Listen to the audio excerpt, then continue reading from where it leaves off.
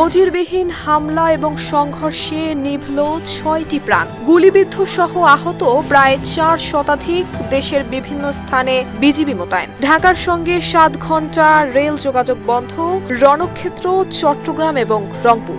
গায়েবানা জানাজা এবং কফিন মিছিলের ঘোষণা।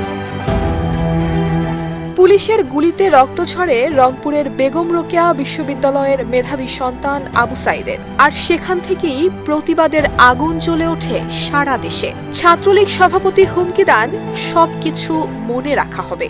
বাংলাদেশ ছাত্রলীগ থাকবে এবং সবকিছুই মনে রাখা হবে। আর এই হুমকি আন্দোলনের তীব্রতাকে যেন আরও বাড়িয়ে দেয়।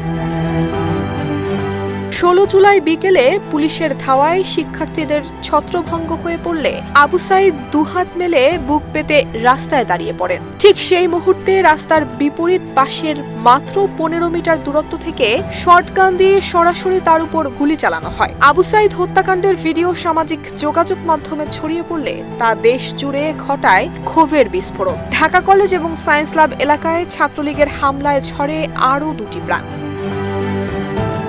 এদিন শিক্ষার্থীরা রাজধানীর যাত্রাবাড়ি, সায়েন্স ল্যাব, প্রগতি সরণি, শান্তিনগর, বাড্ডা, মতিঝিল, শাপলা চত্বর, তাঁতিবাজার, উত্তরা এবং বেড়িবাঁধ সহ বিভিন্ন এলাকায় গুরুত্বপূর্ণ সড়কে অবস্থান নিয়ে যান চলাচল বন্ধ করে দেন। মহাখালীতে শিক্ষার্থীরা রেল লাইন অবরোধ করায় ঢাকার সঙ্গে সারা দেশের ট্রেন যোগাযোগ প্রায় ৬ ঘণ্টা বন্ধ থাকে। এছাড়া ঢাকা চট্টগ্রাম, ঢাকা সিলেট, ঢাকা টাঙ্গাইল, ঢাকা ময়মনসিংহ এবং ঢাকা কক্সবাজার মহাসড়কেও অবরোধ করে শিক্ষার্থীরা। ডায়লগস টয়লেট ক্লিনার, যার অ্যান্টিব্যাকটেরিয়াল এজেন্ট টয়লেটের কোনায় কোনায় পৌঁছে ৯৯% জীবাণু ধ্বংস করে।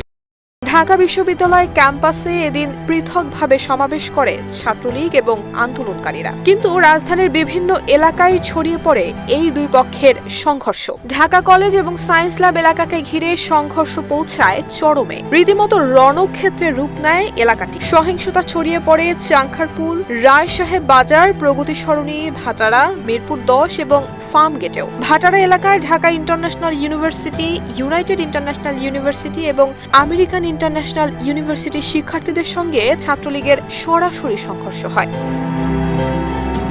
চট্টগ্রামে সংঘর্ষ হয় আরও ভয়াবহ।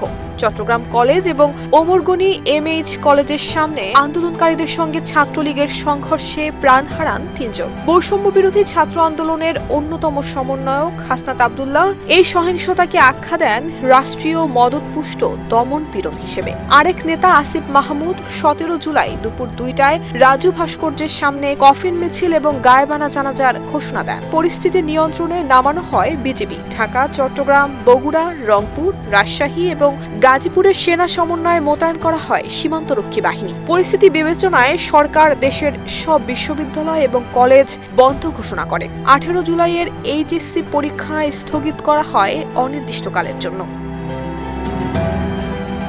শিক্ষার্থী থেকে শুরু করে আন্দোলনের রশ্মি ছড়িয়ে পড়তে থাকে রিকশা চালক, গার্মেন্টস কর্মী সহ নানান শ্রেণী পেশায়। ছাত্রদের পাশে দাঁড়ায় শিক্ষকরাও। নারীরা হয়ে ওঠে আন্দোলনে সাহসের প্রতীক। এরপর গণ অভ্যুত্থানের দিকে ধাবিত হতে থাকে আন্দোলন। নুসরাত জাহান মেহেক, ঢাকা পোস্ট।